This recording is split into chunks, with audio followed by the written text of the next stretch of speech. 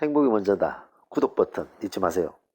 안녕하십니까. 행복이 먼저다. 오늘 드릴 말씀은 노후 자금 안전하게 또 안전하게 라는 말씀으로 몇 말씀 나누도록 하겠습니다.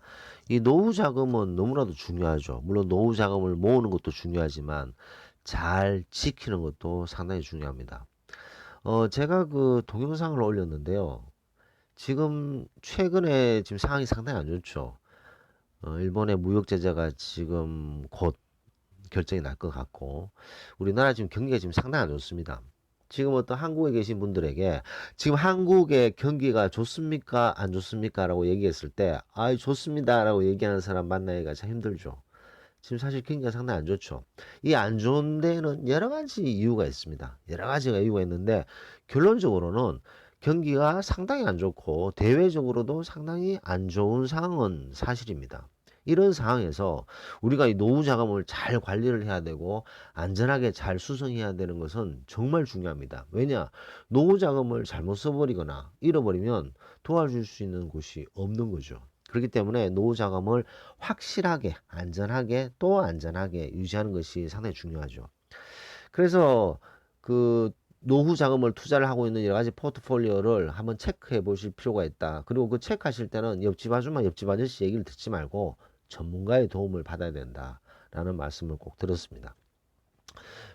특히 우리나라 같은 경우 부동산에 상당히 관심이 많으시잖아요.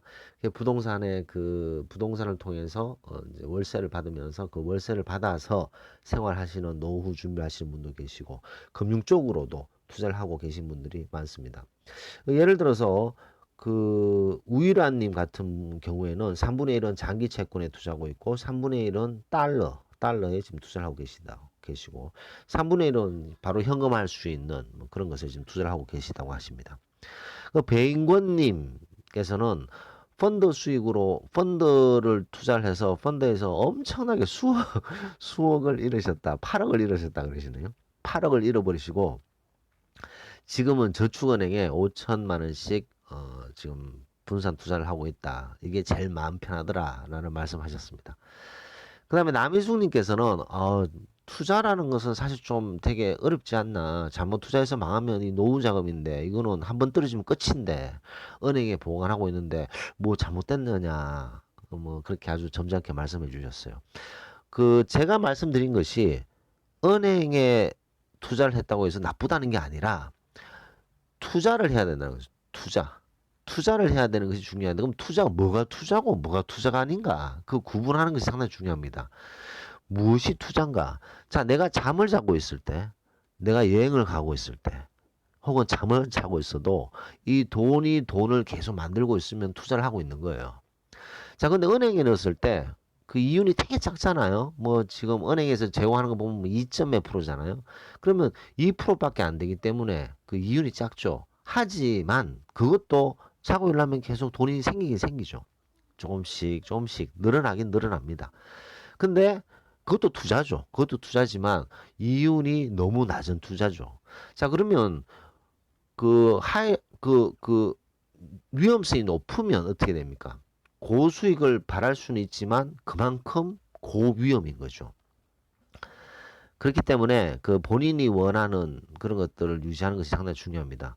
근데 지금 우리가 고수익을 원한다고 해서 고위험군을 하면 안 되죠. 예를 들어서 주식에 전혀 투자를 안 해보신 분이 갑자기 주식을 지금 뭐 나이가 연세가 많이 드신 상태에서 투자하는 것도 위험천만입니다.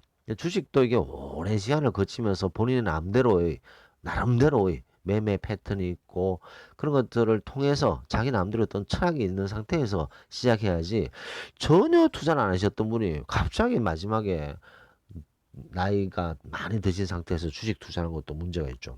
부동산도 마찬가지입니다.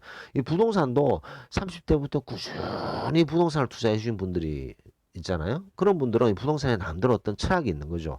근데 그 나이가 이제 많이 되신 상태에서 부동산에 푸자도 투자를 안 하셨다가 부동산 투자할까? 이러면 이제 이상한 물건에 투자하게 되는 거죠. 지역조합에 투자해서 완전히 망하는 수도 있고, 그 다음에 뭐 말도 안 되는 오피스텔을 사서 월세는 받긴 받지만 말도 안 되는 오피스텔을 사서 나중에 공실률이 엄청나게 많아서 고생하시는 분도 많고, 그래서 그런 것들이 그동안 꾸준히 학습을 하지 않은 상태에서 이 노후 자금을 툭 투자했다가 망하는 꼴이 되는 거죠. 그렇기 때문에 항상 준비를 하는 것이 상당히 중요합니다. 자, 그런 맥락으로 봤을 때는 남희숙님 말씀처럼 본인이 전혀 해보지도 않고 본인이 학습한 것도 없고 잘 모르는 상태에서는 이자율이 높은 은행에 적금을 드는 것도 괜찮다. 이 말씀이죠. 왜냐? 적금도 작지만 이윤이 있어서 계속 이자가 조금씩 붙기 때문에. 자, 근데 여기서 상당히 중요한 것이 좀 전에 그 배인권님이 말씀하셨듯이 저축은행에 5천만 원씩 넣는다. 이 말씀은 뭐냐면요. 뭐 신협이라든가 이 저축은행에 보면 그, 그 예금 보호 한도가 있습니다.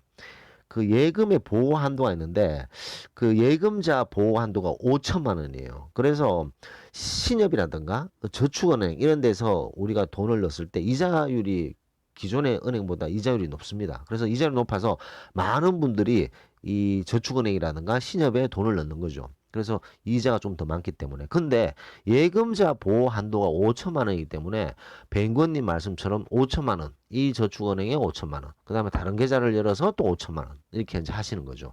분산 5천만 원씩 쭉 투자를 하시는 거죠. 분산 투자를 했을 때 그 저축은행이 설령 문을 닫는다 손 치더라도 예금자 보호에 의해서 5천만 원은 보호를 받는 그런 게 있습니다.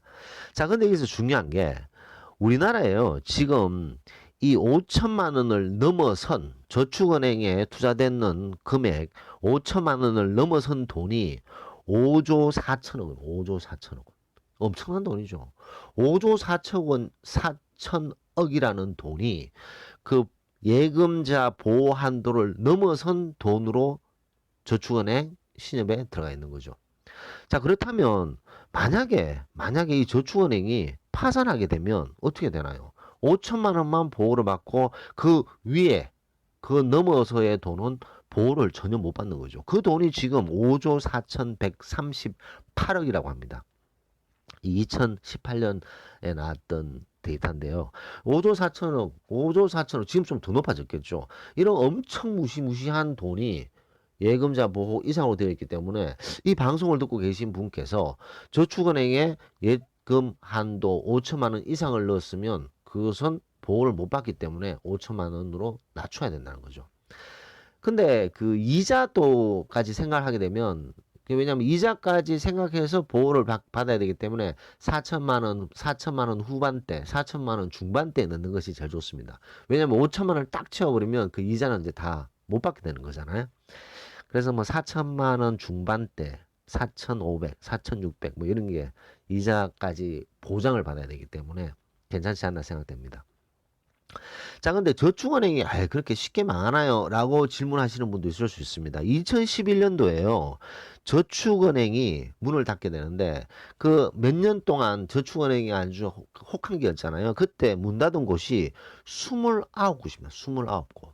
29곳의 저축은행이 문을 닫았어요. 그 29곳 문 닫았는 저축은행에 5천만 원 이상 오바되는 돈들은 다 없어진 거죠.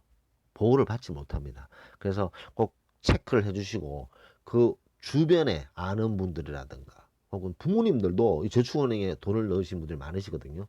근데 그 부모님들이 이 5천만 원 한도를 모르시고 넣은 돈이 지금 우리나라에 5조가 넘는다는 사실을 알아야 된다는 것이죠.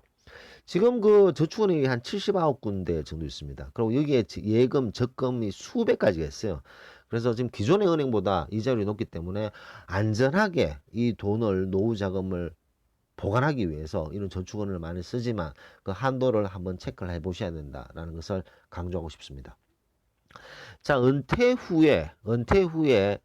딱 했을 때 노후에 수중에 있는 돈들이 있어요. 그럼 이 수중에 있는 돈으로 우리가 할 수 있는 것은 무엇일까? 아직 돈 들어갈 곳은 많은데 아직 애들이 결혼도 안 했는 상태에서 은퇴하는 경우도 있잖아요. 이런 경우에 가장 많이 하는 것이 바로 자영업이죠. 자영업.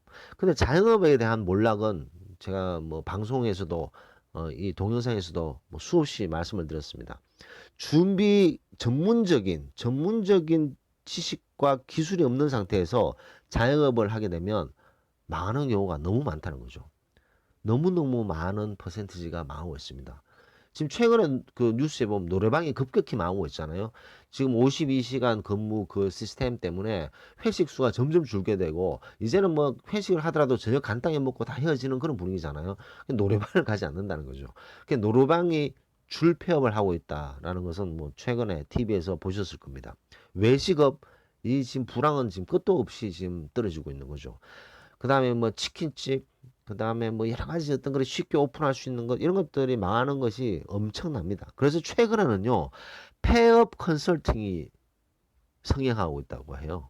폐업 컨설팅. 자, 폐업을 어떻게 하면 잘 폐업을 할 수 있을까? 그 컨설팅이 성행하고 있다고 합니다. 그만큼 경기가 안 좋은 상태죠. 이런 경기가 안 좋고, 그 다음에 일본 무역 제재라든가 여러 가지 지금 상황들이 계속 나빠져 가고 있는 그런 상황에서 본인의 포트폴리오를, 노후 자금 포트폴리오를 구체적으로 잘 체크를 해야 된다는 것을 거듭 강조하고 싶습니다. 그래서 오늘은 저축은행에 한도 5천만 원이 넘는 돈이 5조 4천억 원이다. 그래서 한번 주변을 돌아보고 체크를 해볼 필요가 있다는 거죠. 대부분이 알고 계시지만 모르고 몇 억씩 넣으시는 분들, 예를 들어서 2억 3억을 넣었다. 근데 만약에 저축은행이 부도가 났다. 경제가 안 좋으면 부도 나잖아요. 2011년도에 29개 저축은행이 망했는데, 망하게 되면 3억을 넣는 분은 2억 5천억이 날라가는 거예요. 5천만 원만 보호되기 때문에.